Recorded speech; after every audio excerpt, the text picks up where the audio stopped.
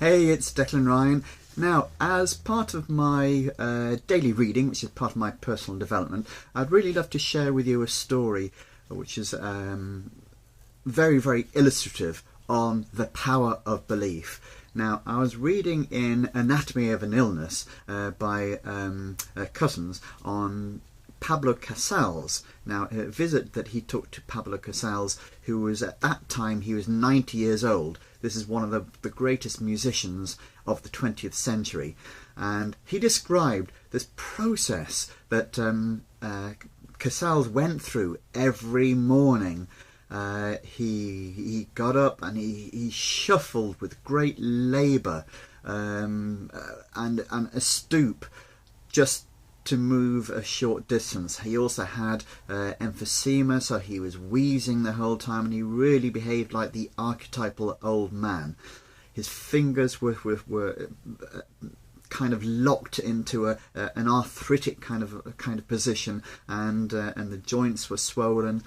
And he'd pull himself over to his piano, one of the instruments that he was an absolute master at. He's probably best known for his cello work.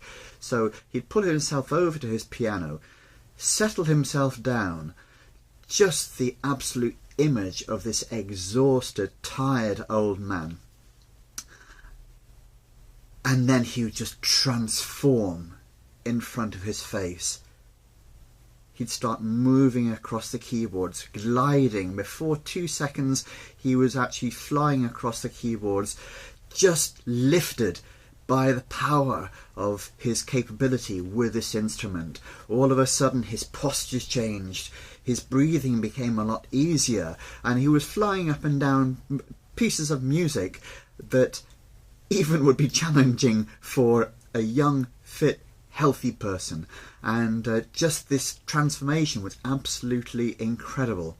Now, the reason I recount that story is because the power of belief is spoken about across authors and across writers all through the years, through the centuries, because there was a really interesting thing that Virgil, way back in the times of the Greeks, wrote, and that was, they can because they think they can. So the power of belief is really, really at the core of every successful person, bar none.